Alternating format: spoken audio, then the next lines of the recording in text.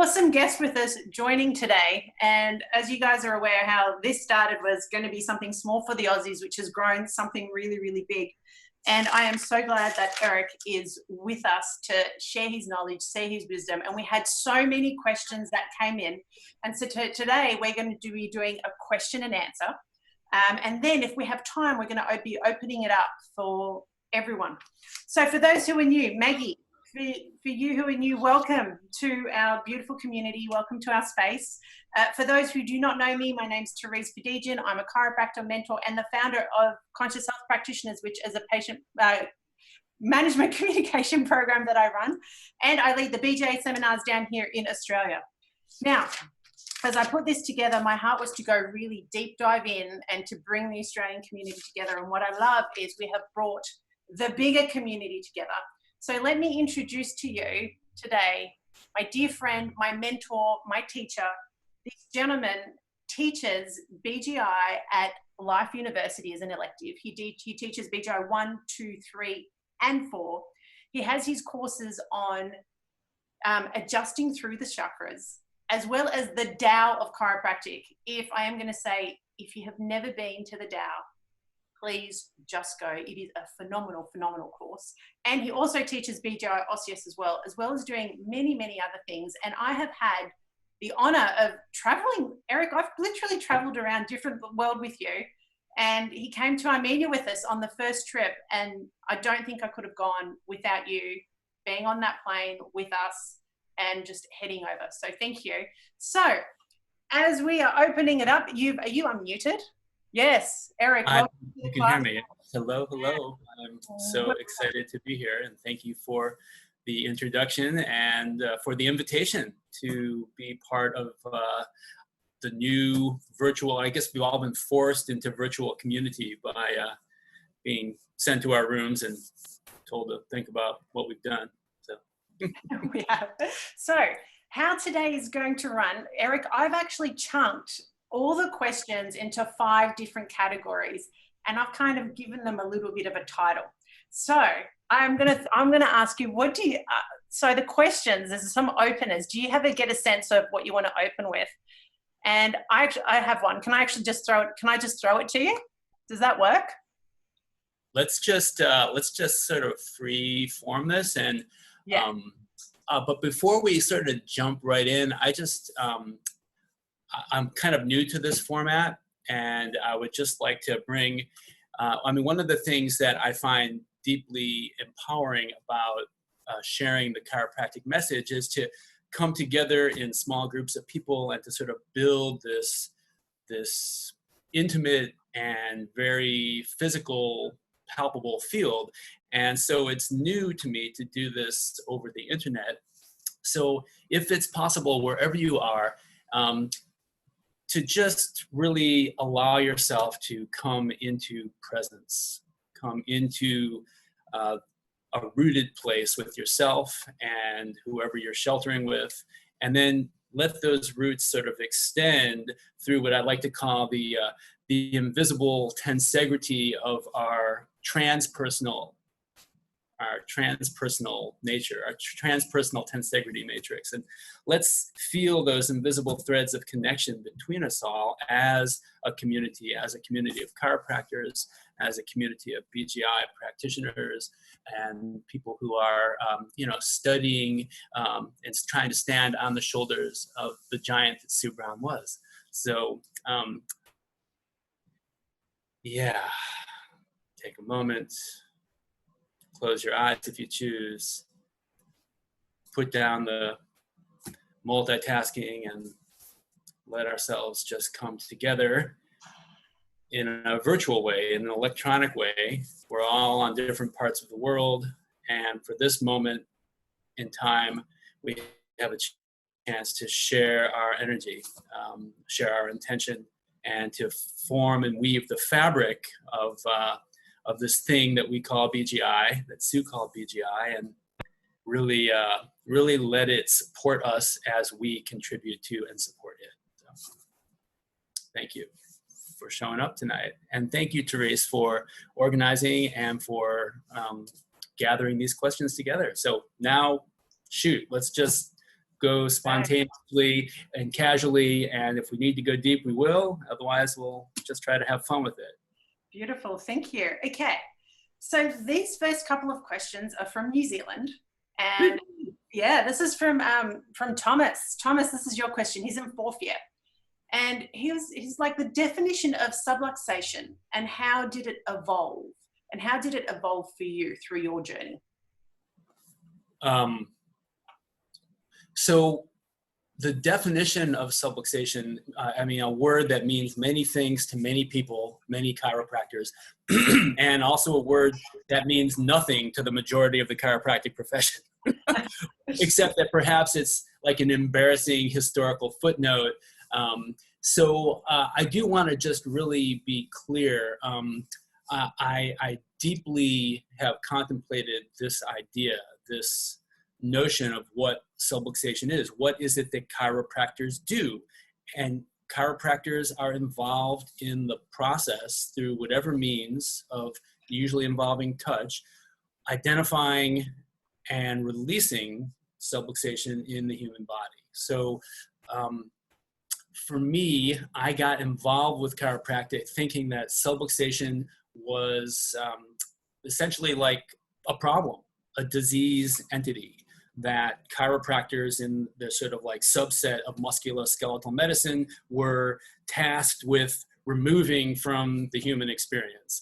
And boy, was I sort of surprised my first quarter in chiropractic school to come across an amazing intellect and an exceptionally talented hands-on practitioner who turned my entire notion of what I thought I was getting involved with on its head or on its ass, depending on which way you look at it. So, you know, what I was exposed to was it felt like a shock to my system, right? Like, so my definition of subluxation as a problem that chiropractors were supposed to fix or remove or to sort of do battle with was the sort of message we got in school, was flipped when Sue said subluxation serves a purpose.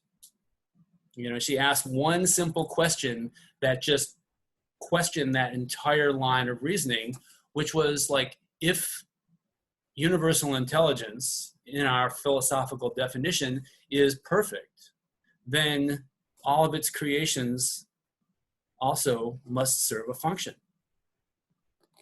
And so she asked us then, well, what is the function of subluxation? Is it just a problem? Or it's true, it can create symptoms, sickness, and disease. It jacks us up. It makes us uncomfortable. It gets our attention. It stresses us to the point of, and then she would pause and say, evolving. So in my understanding, subluxation has the definition of it is essentially any experience that we have, whether it's good, bad, or indifferent, whether it's physical, emotional, chemical, whether it is something that we like or don't like, right?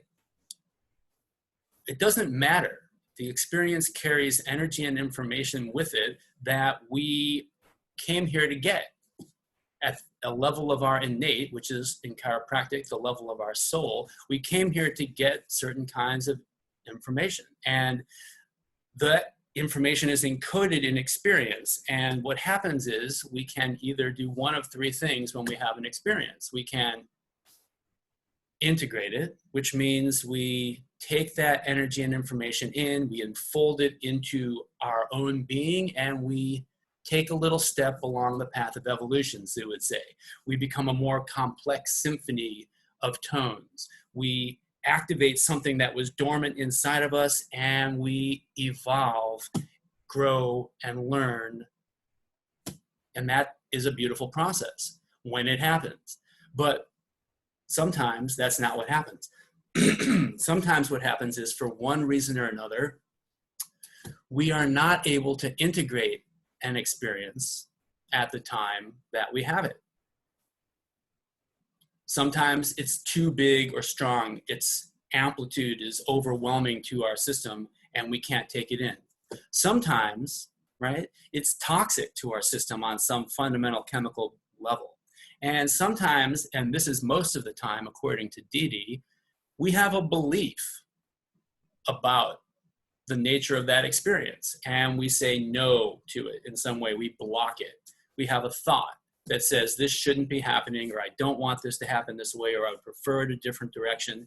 And what happens is that in that moment, we cannot integrate that life experience. And the wisdom of our innate stores it. It takes it in and it holds it, and it creates a beautiful adaptation that chiropractic profession calls a subluxation pattern. And that essentially is the encoded information of that experience that we hold as a dissonant tone or an unintegrated frequency, or it's out of sync or out of resonance with the symphony that we are, and we carry that around as a dissonant or out of tune vibration. And we're doing this with millions of different experiences, right? By the time we hit 20 or 30, we're carrying around, so would say we're carrying a U-Haul full of stuff. And so subluxation over time starts to accumulate in the system and creates or raises the level of chaos or dissonance in our system, which starts to interfere with every known communication channel in the human body, or that innate uses to actually coordinate the human body and the human experience. So when we take that in, our energetic geometry distorts. And as it distorts, our physical posture distorts. The tensegrity matrix increases its tension and distortion, right? We lose our alignment. As that happens, neural interference, right? The action potential is dissipating up and down the spinal cord and out through the nerve roots, starts to, right? We have adverse tension or altered tone or dysfunction of that trophic and mental impulse. We start to get scrambled action potentials and signals and aren't getting where they need to go, when they need to get there. We start to have alteration of our neurochemistry, right? At the sort of ligand receptor complex level. And basically, like, the entire electromagnetic field of our body that we try to hold in coherence gets distorted a little bit, and then a little bit more, and then a little bit more, to the point where the balance starts to tip us more towards dis-ease than it does towards health and recalibration and self-diagnostic correction. So what is a subluxation? Like, a subluxation is just something that happened in your experience that for whatever reason you were not able to fully take in, process, integrate, and learn from in real time.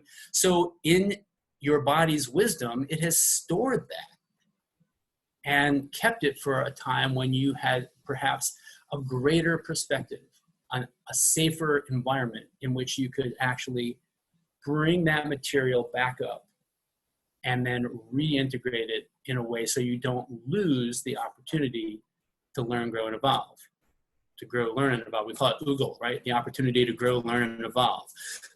So what is a subluxation, right? Like, I mean, a subluxation in this sense, in this definition, in this categorization that Sue gave us, is a primary driver of the evolution of consciousness on this planet. And so, like, what a different way to think about our work, which is the art of adjusting, which is releasing subluxation rather than trying to fix what's wrong with somebody or to focus on the problem.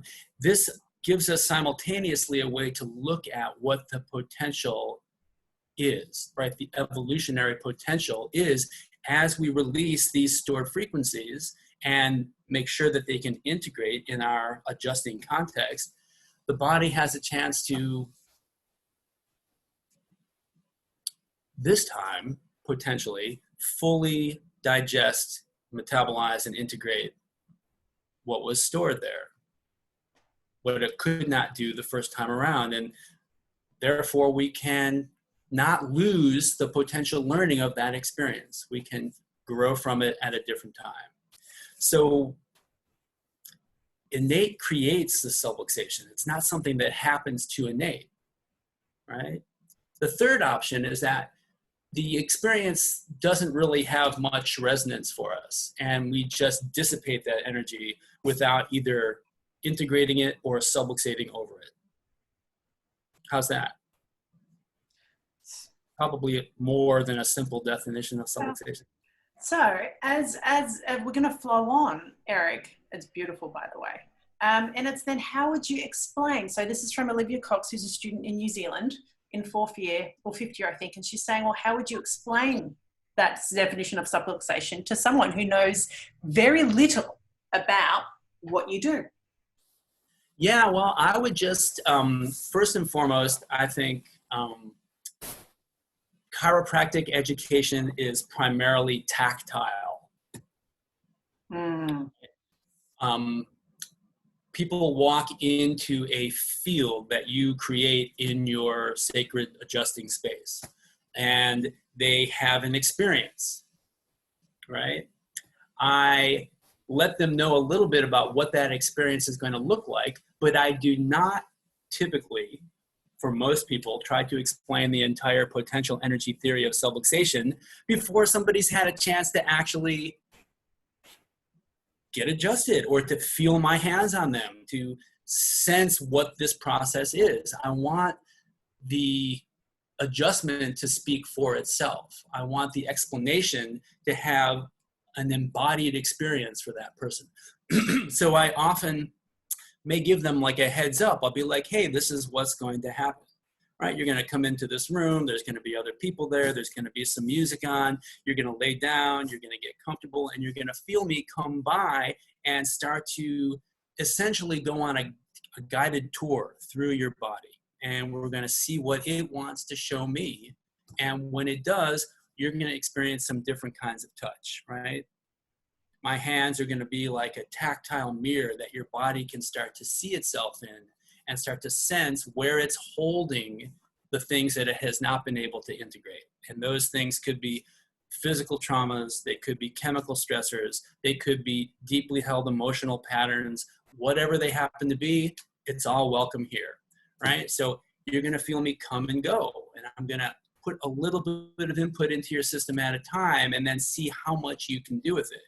Right? You're going to have a chance to breathe.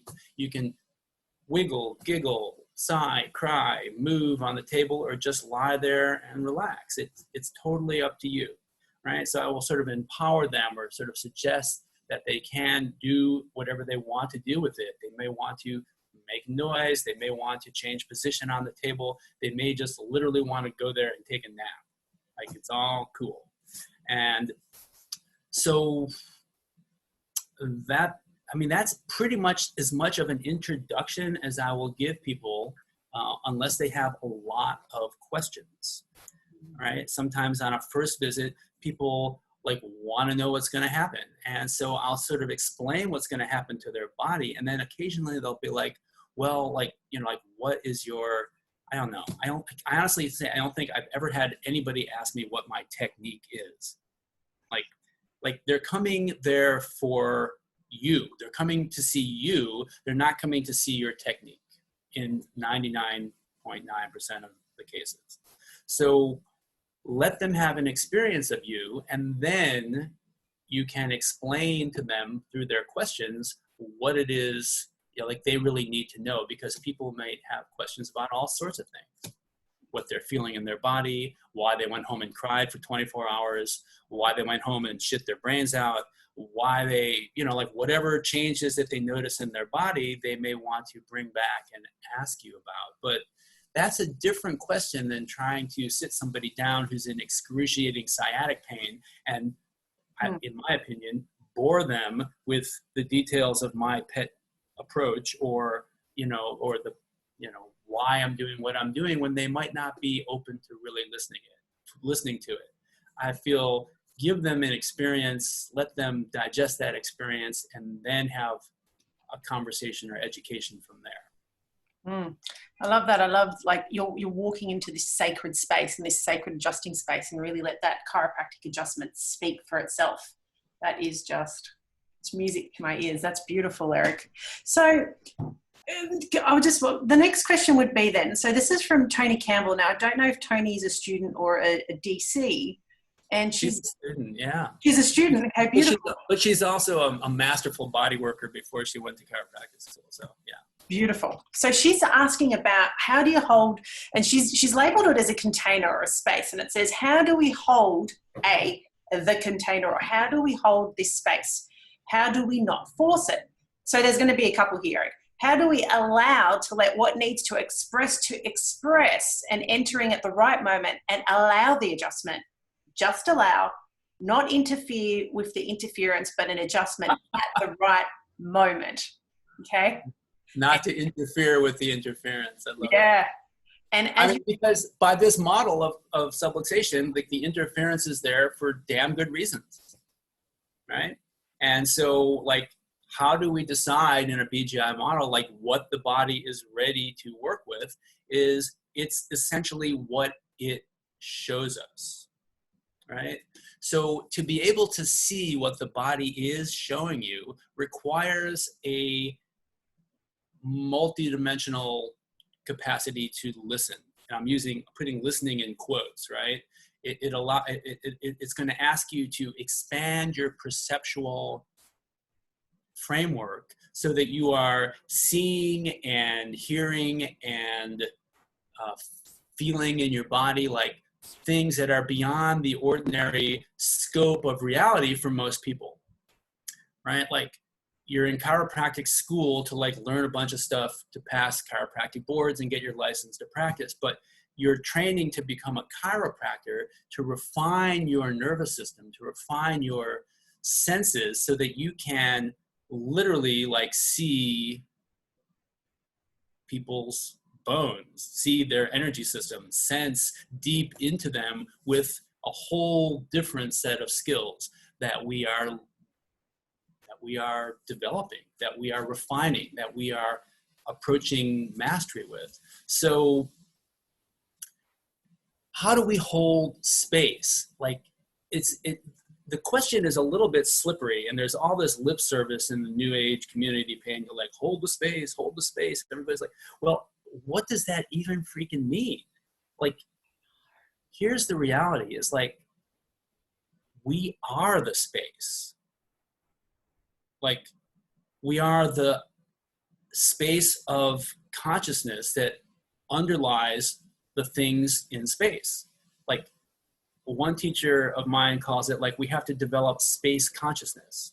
Like, we have to be able to go beyond the person we're looking at and see ourselves as the container in which everything is arising. Like, to know ourselves as that, fundamentally at our essence. Like Sue's practice was, right, the essence practice, right? She would teach us how to match the tone.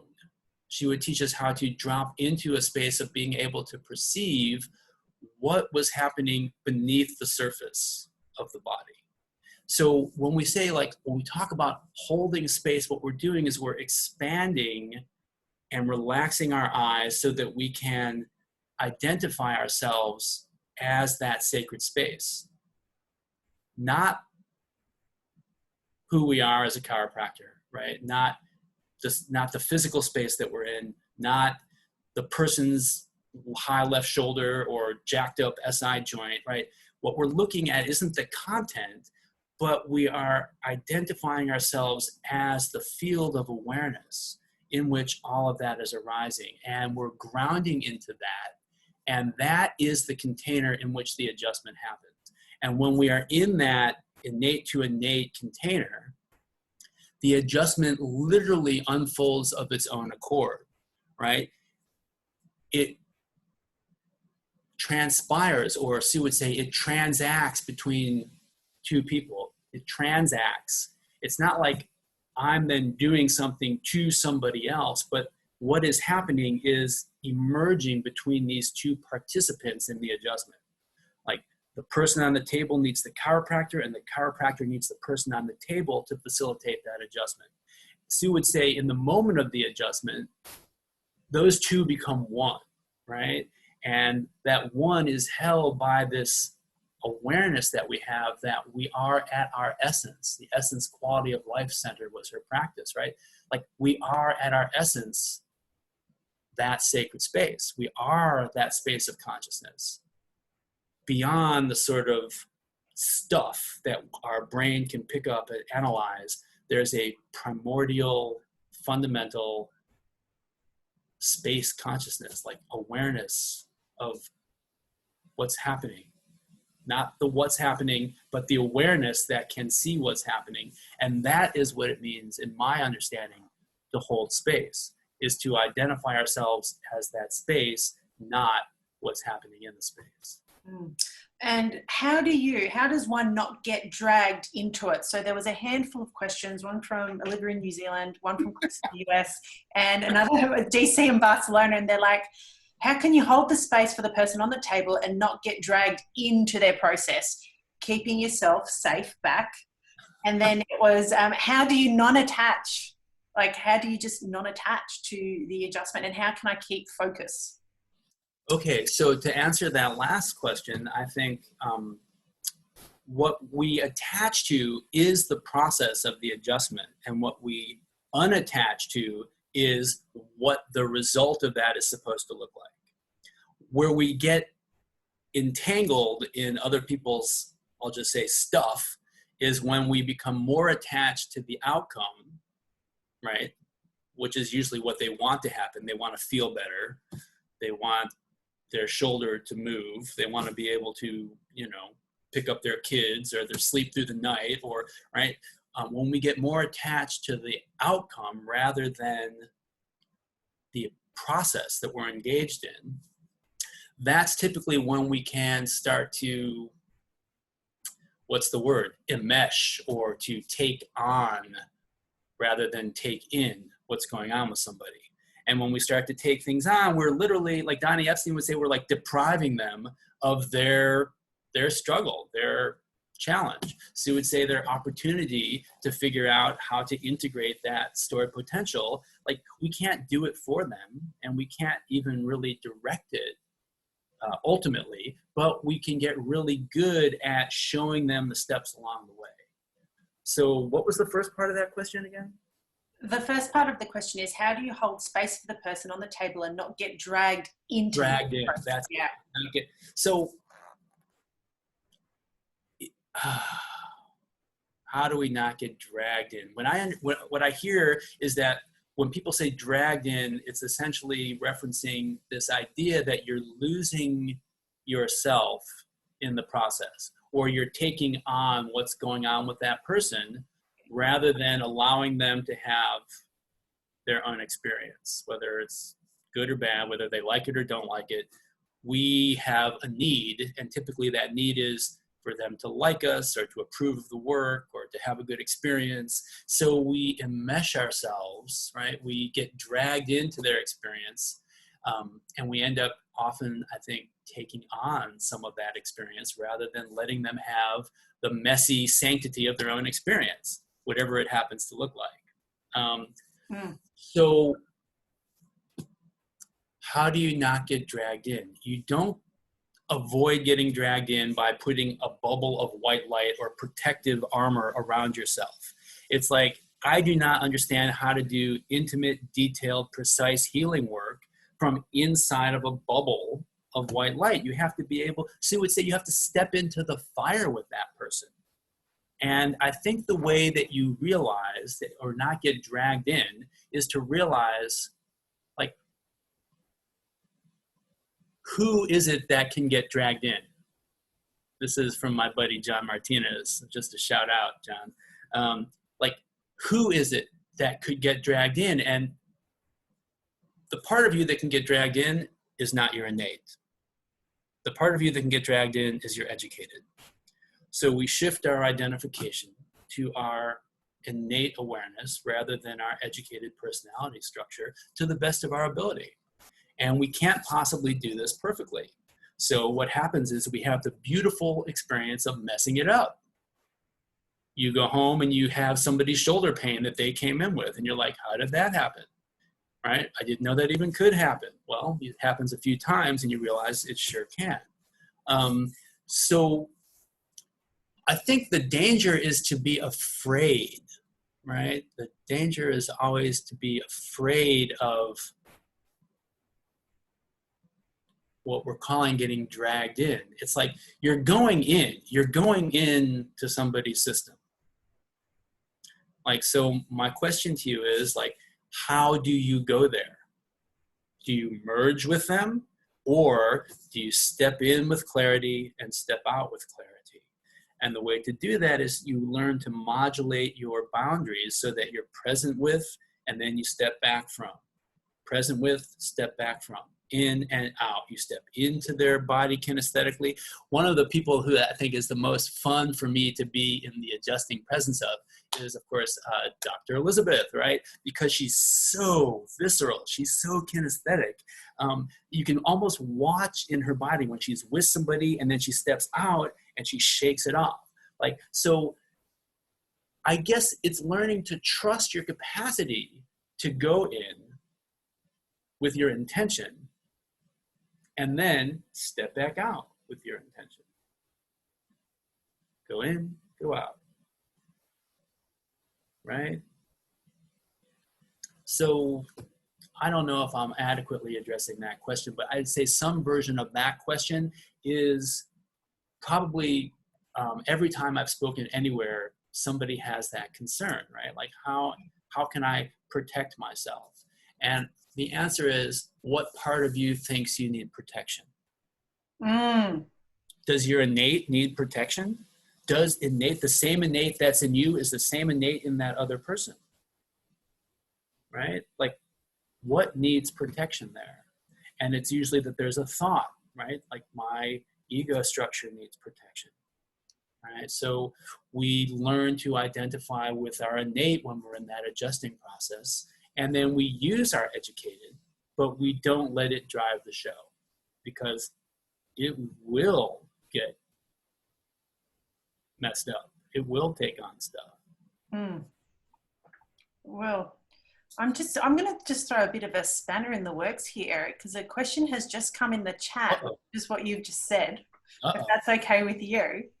And it's saying, I understand what you are saying, Eric, but how do you not be attached to the outcome when you are being paid for a service that they want their needs met, e.g. leg pain? Now, this is assuming you have a pain-based practice, whereas you don't have a pain-based practice, right? Does it come down to not attracting pain-based patients? It doesn't matter if you have a pain-based practice or you don't have a pain-based practice. If subluxation-based practice, people show up often when they're in pain.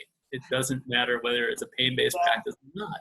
So I guess the question is, just because somebody shows up in pain, like, what part of you wants to make that your job, regardless of whether you're getting paid or not? Like, in my understanding, I'm getting paid for my time and my expertise and my presence.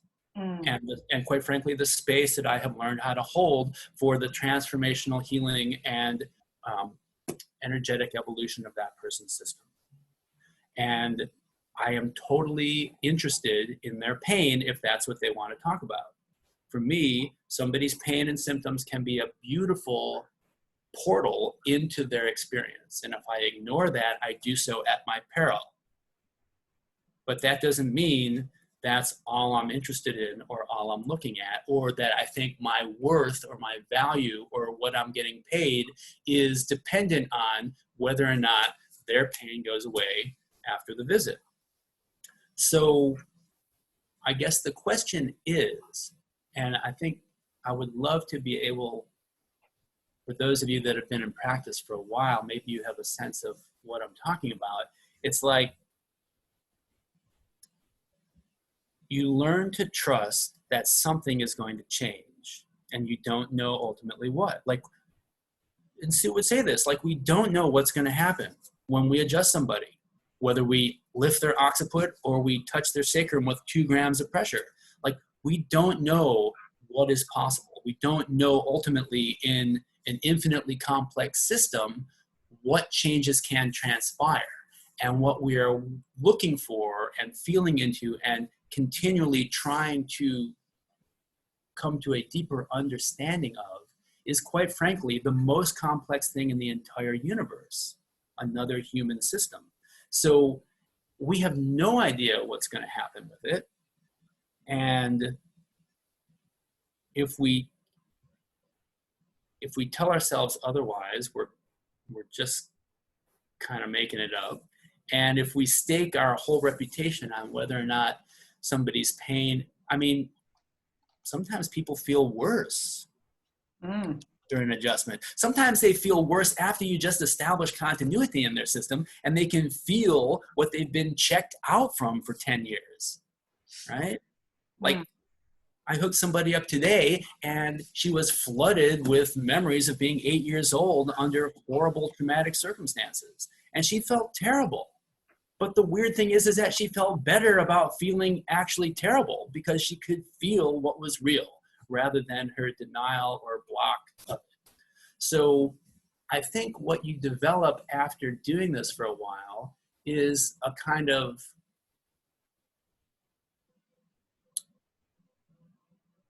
celebration of the subluxation. Like, oh, you feel like crap. Yay. Oh, you feel amazing transformational change. Yay. Like, you don't put your stock entirely in whether or not somebody feels good, because sometimes feeling good means that they've just regressed to a state of being partially checked out, right? Feeling better doesn't always mean that their system is learning and growing and evolving. Sometimes it means that it's just sort of gone back into a previous state of disconnection. Sometimes, yeah. And so I guess my question back to you would be like, what is it that you need from the person who you think wants to feel better? Like, do you need validation? Do you need them to write you a good Yelp review? Do you need to feel justified about taking their $75? Like, what is your issue with their discomfort and the process that they have to go through in their life to either resolve or work through their discomfort in whatever easy or messy way it looks like? I don't know. I love that, Eric. What is your issue with their discomfort? I love it. So, taking this down a little bit more, we've got Sachio from Japan who says, do you have any tips for adjusting people in deeper level as touching their souls? You just gave a couple of examples then where you did some stuff and it, you know, you don't know where it's going to take you. What would you like to share there? Well, I mean, sometimes the word soul kind of puts people on edge and they're not sure, you know, it kind of has this maybe, you know, mystical or religious quality to it. But let's be frank, like our chiropractic founders, that was an equivalent term for innate, like the divine organizing life force within each of us could be called our innate intelligence or our soul. And so what does it mean to touch somebody at the level of their soul? I think, first of all, you need to recognize that they are a soul, right? It may be very helpful to, one of my teachers said it this way: if you want to go deep, AKA to the level of somebody's soul, you must learn to be deep within yourself. You must learn to recognize these deeper levels of existence besides just the physical body and its various functions or dysfunctions, its symptoms or, you know, health presentation. Like, what is underneath that? Like, and what is underneath that is an awareness not separate from source, not separate from God, an aspect of God, which some religions call the soul, which our philosophical tradition calls innate intelligence, has embodied itself. It's taken itself into form right? Innate intelligence is the step down from universal intelligence into your individual form, into your body. And so to touch somebody at that deeper level means to recognize that we are not just our physical bodies. We're not just, like, our awareness isn't just an epiphenomenon of complex neurology, but that there's a vital consciousness inside. And we are addressing that. We are speaking to that. Arnaud Bernier would say we are addressing what's right in that person, which is their soul, which is their innate, which is that which is operating at 100% perfection, even though it is now becoming distorted as it moves into these denser and denser levels of reality that our bodies exist on. So to help bring people to a deeper connection within themselves, we have to do some of that work within ourselves, right? Like, we do our own soul work, our own soul retrieval. We do our own shadow work. We do our own, we get adjusted. We clear our own subluxation patterns. We develop what that process looks like for us so that we can assist other people as they go through that. If you want to go deep to the level of soul, go deep into your own. That would be, yeah, great question, Satya. That's beautiful. Okay, so just to bring your awareness, Eric, we've got 4 minutes, and then I would love to, we've got 4 minutes for the questions I'm going to ask, and then I would love to open it up because people are writing things in the chat. And if it's okay with you, we can spend 10 minutes engaging in that, if that's okay. Yeah, bring it. Okay, I want to talk about, so we had a lot of questions with osseous adjusting. And my first ever experience with you adjusting my lumbars and my thoracics was prone. And not only was it the lightest touch I had ever experienced, but it was literally, my bone literally went pop from the inside, and it felt like every single cell of the matrix just literally opened up. And I was like, I didn't even know you were going to give me a lumbar adjustment, right? Prone, you just went pop, pop. So these are some of the osseous questions we have for you, Eric. And this is from Aletha, who is in, I think it's Atlanta. She's a DC, has been in practice for 10 years and is quite new to her BGI journey. And she says, I would love to have your input on the readiness of a vertebrae segment from an osseous adjustment when explaining why we would not adjust a particular pesky segment in the area of complaint for the patient. With regards to patient education for receiving BGI for the first time, there is, of course, a learning curve. I'm not yet connected with the concise or eloquent way of conveying that it's not ready yet to the patient who is attached to the pop, crack, or click in a specific area of complaint as an interpretation of being addressed for it to be revealed. Well, okay, that's quite a question. Thank you for that. So I would say probably 80+% of what chiropractors in practice actually are adjusting are facilitated compensatory segments that are not part of a coherent, fully expressed subluxation pattern or subluxation track. So in other words, like, what's happening, and typically when there's symptomatology, strong symptomatology, very often that is where we are drawn to adjust because either the patient wants some sort of input there, or we are maybe sort of attracted to the misalignment, which is, after all, what we're taught a subluxation is, right? A misalignment between vertebrae. Right? This idea that somehow misaligned vertebrae are creating the interference, when BJ explained to us in 1937, like, no, it's the interference with innate that's creating the misaligned vertebra. So, you know, in our potential energy theory of subluxation, we're looking for a fully expressed track of tension, which has focal points in all of our BGI triangular correlates.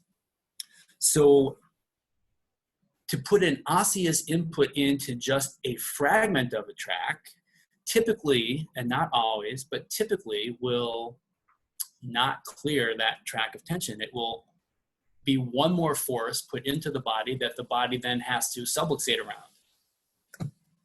Not always, but sometimes. So those pesky little spots, if they're not part of a larger global track, the body's innate isn't telling you it's time to work on that. So how do you express or explain that to somebody else who's on the table going like, crunch my neck? Well, here's my question to you. What would it be to either do one of two things? One, say, it's not ready yet. Touch it, feel it, connect with it, acknowledge it, and be like, I totally feel what you're talking about. And that spot is a tiny fragment that's not ready to be cleared at this point, right? Let's adjust the pattern that is and see how it feels. It may totally change, and it may not. And if not, we will revisit it next time. Another option is, and this is where it gets more interesting for the more advanced practitioner, is Sue would say you can essentially clear anything from anywhere, right? So if there's rapport and there's access, now this is a key concept, right? When we first learn BGI, we're taught we have to go to the direct focal point. And then once you start to learn a little bit more about how these things are put together, you realize that there's actually an access point on the surface, which takes us to a true focal point. My question is like, can you go into that person's compensation where they feel symptomatic and access that underlying pattern that's fully expressed from there? It doesn't always have to be in that, even in the correlate region, right? You can adjust anything from anywhere if you have a certain level of mastery.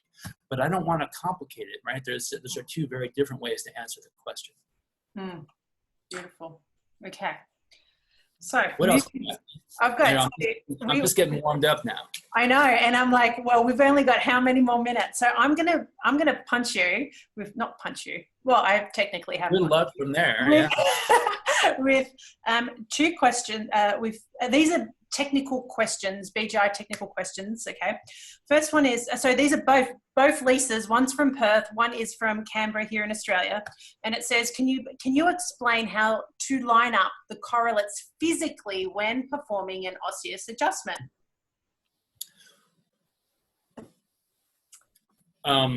There are as many different ways to do that as there are subluxation patterns in as many different people as there are who are subluxated. So how do you line up anything?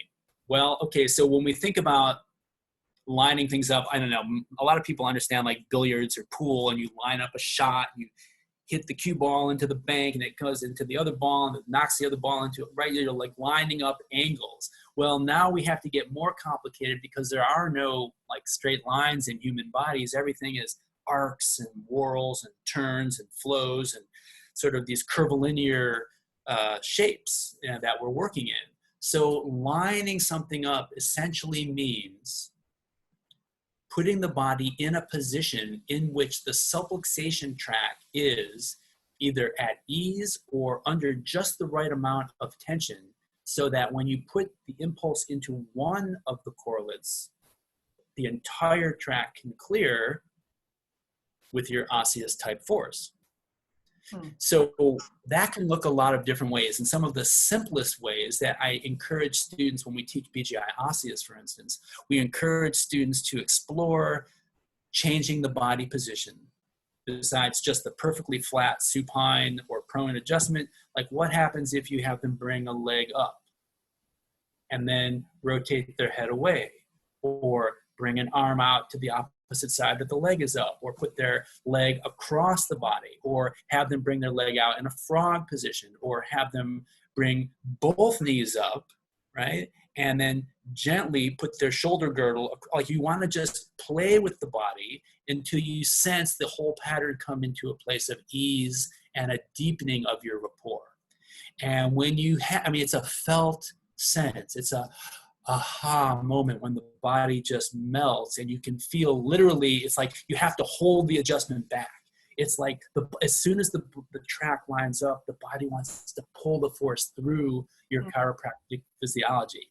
So it's super playful, and it makes adjusting so multidimensional and so much fun and such an exercise in playful curiosity. So yes, this idea of releasing subluxation tracts with osseous type forces is, I think, so incredible. It takes the specificity of our chiropractic adjustment, but expands it to the whole global nature of what it means to be subluxated in the potential energy theory of subluxation, right? Like Atlas doesn't subluxate, right? Like every cell in the body subluxates along that dissonance, and Atlas might be where we choose to access it from, right? So BGI asks us to contact locally, but adjust globally, right? Like you want to have a global awareness of how the thing you're touching is connected through this tensegrity matrix to everything else. And the way we do that is we play with that tensegrity matrix until it is just right, right? And so it gets you into some very interesting positions, right? It gets you into adjusting cervicals and side lying, or it gets you into adjusting lumbars prone, or it gets you into putting the body into these like like diagonal sort of torqued or untorqued positions to facilitate the most easeful adjustment. And it's so much fun. Like, so much fun when we teach this in BGI Osseous. It's a lot of fun. Now, for those who are new, Eric, would you say that there is, for the osseous adjustment, particular geometries work well, i.e. the posterior, the anterior, the sagittal, the coronal? Oh. I mean, when we're first learning, it's like we adjust the posterior geometry. We think about adjusting it P to A, right? And sometimes when the anterior system opens, we think about like, well, how are we going to adjust the anterior system, right? Like, well, we often flip them over on their back so we can access it that way. And so we sort of adjust into the anterior, sometimes by putting contact directly in the anterior, but sometimes by adjusting from P into the A, right? From posterior into the anterior system. Sometimes when the system is super compressed in a sagittal type pattern, we want to kind of like build the pressure up so that we can pop it open. And so often like supine thoracic adjusting is a nice way to do that. Coronal patterns, again, initially respond sometimes really nicely to like pelvic contacts, and that can either be on a drop table or it can be in side posture. I think also like learning to work beautifully with occiput and atlas is a nice way to adjust coronals as well. But all of these are just beginning points. Once you develop a certain facility and even mastery with these concepts, you can really adjust anything from anywhere. And it's really limited only by like the parameters that their body is showing you and your ingenuity and your confidence and I will just say your chiropractic joy, right? And I'm not talking about just being capricious. I'm just being like, no, it's like sometimes you're following them into a very strange position that just seems to be the right position for releasing that experience, that stored experience in their body, that stored dissonance that we call a subluxation. Yeah. So, yeah. Beautiful. Okay, so we have 6 minutes. There is 3 more questions which I would love to ask you. Yeah. Can I just check in with the crowd? Are they okay if we just go maybe a couple of minutes over? Everyone's going, keep going. Okay, Eric, this is a very, very technical question. So for those, if you've never... Let's all geek out together, people. Yes. Okay. If you've never taken BGI before, just hang in here for this one, okay? Now, this is from Emily. Emily is unable to join us today, but she's craving for this question, and she says, I am. Can you explain why so many people show subluxation in extremities, ribs, knees, etc., when the coronals haven't opened up yet? What is the most effective way to approach this?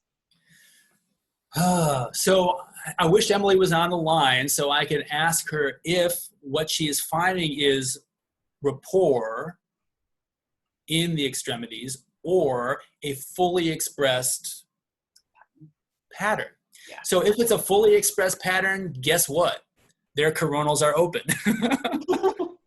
Like it might be their first visit and you might have this idea in your head that first we have to open up the posterior system so that then eventually the anterior system can open on that structural stability so that our emotional nature can start to sort of settle into that structural stability.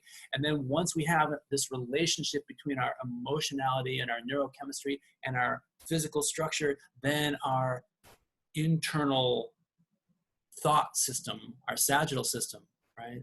Our self-belief system can start to open.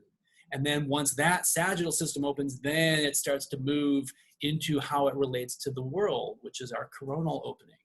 And so that progression is how it showed up in the discovery of BGI when Sue was being taught by Innate, right, by the person she was serving on the table, how the geometry was unfolding. But I think at this point in the field of biogeometric integration, it is not uncommon for people to come in on a first visit with a fully expressed coronal pattern. So if that's what you're experiencing, Emily, then by all means adjust a coronal on the first visit. But if you're just finding rapport or connection or access in a rib or in some place that doesn't feel like it's in the geometry, remember what I said earlier, which is that there is a difference between the true focal point and the access point. The access point is the place on the surface of the body that you connect to the true focal point, which is often at a depth that you cannot reach immediately. It's someplace inside the body. And you can find an access point, let's just say in a rib, to a posterior pattern, right? You can find an access point from the heels to a posterior pattern that reflects all the way down, and you can release it from the calcaneus either with a light touch or a deeper osseous cavitation, right? So again, back to this idea of, right, like once you have a sense of the connectedness of the body and how these different planes of geometry relate to each other, right, you can really work from anything from anywhere. Oh, go ahead. Yes. Yeah, so I've just been getting some news on the side. And so if we can kind of take this question a little bit in a different direction, which is to see if she should be waiting to adjust the extremities until the coronals open up. So okay. So again, if we have a posterior pattern, let's say we have a posterior medial 6 with rotation, why not? Yeah. And you have a beautiful sense of connection to how that rotation is medially rotating, creating inversion strain on the calcaneus and through the Achilles. Guess what? You can adjust it from there. Like you can't. Now, ideally, when you're first learning, you'll have an awareness of how it's affecting the extremity, but then you'll release that pattern from the focal points in the correlate geometry, which would be sacrum, lumbar, thoracic, clavicular, cervical, and cranial. However, once you have a certain awareness of this, you can just touch the heel, vector through the whole system, and release it from the extremity if that's where you feel the best access and connection to the pattern. You have my permission, Emily. Beautiful. Thank you so much. I had someone on the chat kind of communicating with Emily who's not there going, this is what she wants clarification on. So thank you. Okay. So I hope I answered your question, Emily. I'm not sure. So as we come, we've got one more minute, Eric, and I am going to end it with this one. Okay. I don't know if we are going to have time to open the floor. I really, really don't. So here it is. And I love this one. This is from Nicole, and she's down in Melbourne, who's a DC, and she says, what is the most important lesson you learned from Sue Brown? Where do we start? Okay, so on the first thing that comes into my mind is the, you know, the postcard answer, the Hallmark card answer, right? Sue would say, you know, if it really isn't any fun, why bother? Like for her, like this process should be at its essence a joyful one, right? This process of learning to be a chiropractor, this process of being a chiropractor, this process of releasing the messy shit of people's lives that's stored in their bodies. Like, if you can't find any joy in it, why bother doing it? But on a deeper level, I think the most profound lesson that she shared with me was, I kind of joke about it. I say, like, Sue Brown was the corpus callosum of chiropractic, right? She had this incredible intellect, and the powers of the word were hers, like her capacity to articulate complex and even esoteric truths in a very practical, down-to-earth nature was so inspiring. And at the same time, when she went in to touch you, all of that went away, and she was pure heart, pure presence, pure intuition. And her insistence was that we need both. Her insistence was, we need our left brain and our right brain to work in synchrony. It's not enough just to be able to analyze and describe with your chiropractic eye, how to find a short leg and assess it with Deerfields and come up with a PI ilium or whatever.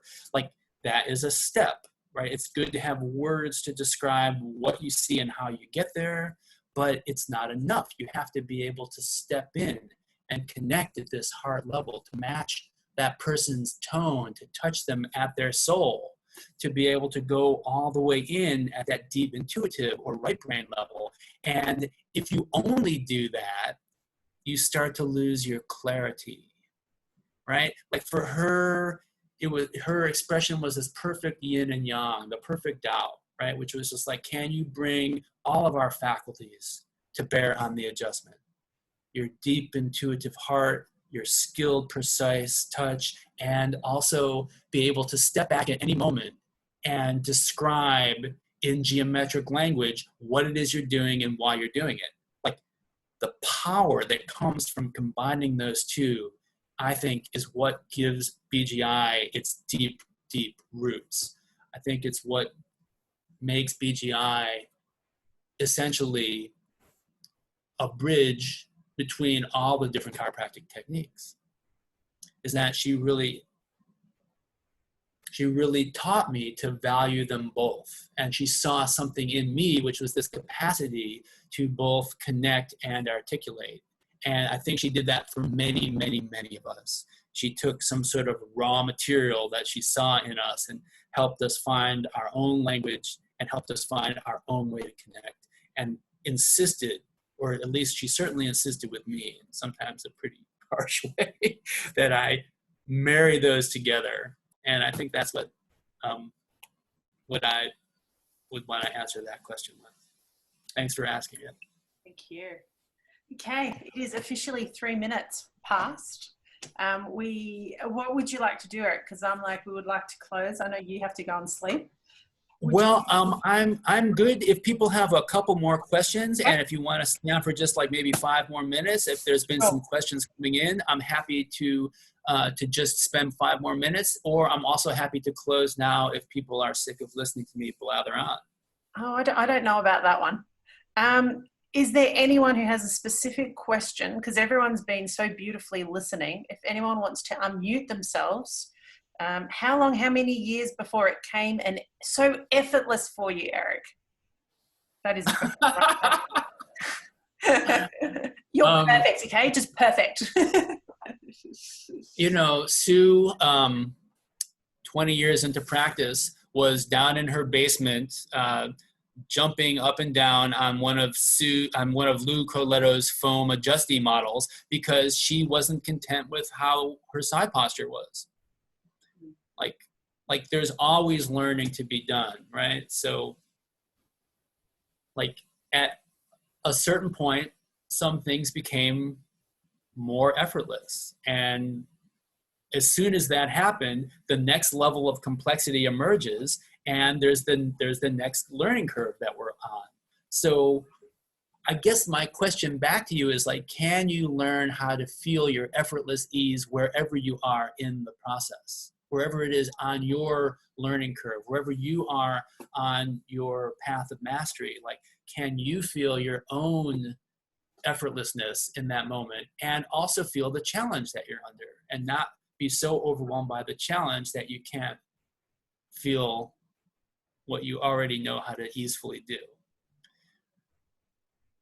So, like, I don't know when it became effortless for me. I think when it became more effortless for me is when, quite frankly, I learned how to get out of my head. Mm-hmm. Or, you know, my buddy John Martinez would say, I unlearned being in my head, you know. Listening to my head critique what I was doing when I was doing it is a miserable way to try to adjust. Put it this way, my head cannot think its way into feeling rapport on anybody. I have to be able to feel rapport, which means I have to trust and lead with my heart. And then I step back with my head and get a better sense of what that is. So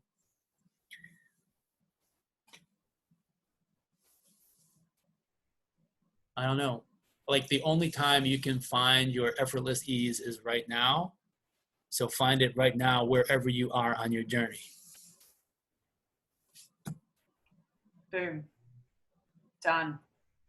Oh, that is beautiful, Eric. Like, that's a good closure, but one more question has just come in, and this is from Lana. She says, for me, I struggle with bringing the head in. Do you suggest looking over the geometry from our course notes? So if you're struggling with the geometry, it's like when you learn a different language and you don't have the vocabulary. You stammer through conversations and you say weird things like pass the tractor, you know? It's like, so, I mean, I think Sue would say until you have a certain level of facility with the plane of geometry and the correlates that you're working in, that you're trying to speak, you know, a language that you haven't really fully gotten the building blocks to. And she would also say, once you have those building blocks, you can write essays or poetry or do mathematics. Like, once you have the language, you can go anywhere you want with it, or anywhere the body wants to take you with it.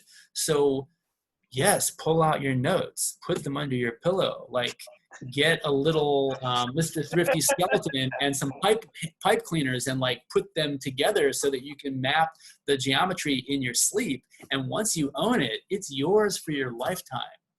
Like, and if your head isn't sure, then like just give it that certainty. But then remember, when you step into adjust, you can't hold all that complexity on your desktop. Like, if you open everything on your computer on your desktop, your system's going to crash. Like, you have to open it, like know it, and then trust that your innate has it when you step in to actually do the adjustment.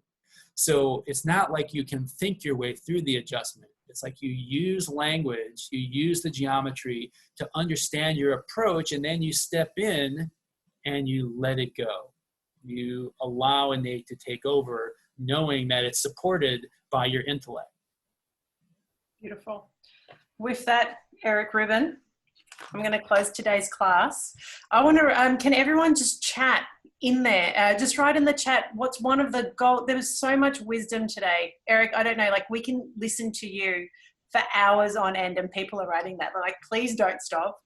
So can people just write what they got? Like, what was the one bit of wisdom that you really, really took away today? And as you're doing that, yeah, everyone, can you see the chat, Eric? I can see the chat, yeah. Yeah. So thank you so much for being on. I want to acknowledge every single person who was on today to take your time. I know some people had to rearrange things. I know there are people from Europe and it's 4 a.m. Thank you for joining us. Yeah, really. From wow. Japan, from China, our Aussies, New Zealanders, USA, every single person. Thank you so much. I want everyone to actually save the chat where you can type in. There's 3 little dots there. You can actually save it. I was typing up my nuggets of wisdom on there. So if everyone has that, you're going to get a lot of value out of it. So if you can just click that save chat, you will get that. What I would love to say to everyone is we have our next one is the anteriors, and Elizabeth is going to be on there with me. Thank you so much. I hope that's a yes, Elizabeth. Yes, that is beautiful. And for anyone who's here who's never taken BGI, please come on, because you're going to learn all about the anteriors, about the neurochemistry, about the emotions, as to know when do we actually start going in the front of the body. So it'll be a really, really nice introduction as to what those tones are like. Beautiful. So, Therese, are you going to post this someplace where people can get access to it? If you would love that, we can do that. I can do that. I mean, I feel fine having this recording posted so people can access it. So many people will be so happy, Eric. So I will put this up, and yeah, I'll put this up as a link so people can, I'll put it up on the BGI Chiropractic Community group, in addition to the virtual class. Are you okay with this going on just my public on my personal page? Okay, we'll put it up there as well. Okay, beautiful. Yeah, and there's the BGI community page too, yeah? Yeah. I'll put it up in that. Okay. Yeah, and Therese, thank you so much for just having an idea and going with it, and seeing what is growing out of it is so amazing to connect everybody on every continent, and super cool. Excellent. Well, everyone, thank you so much for coming to Classroom 4 with the amazing Eric Rubin. Thank you again for your time. Thank you. Such a joy, T. So much fun and conversation with you. Okay, love you, everybody. See you at some seminars if seminars ever happen. And come back to New Zealand. We love you.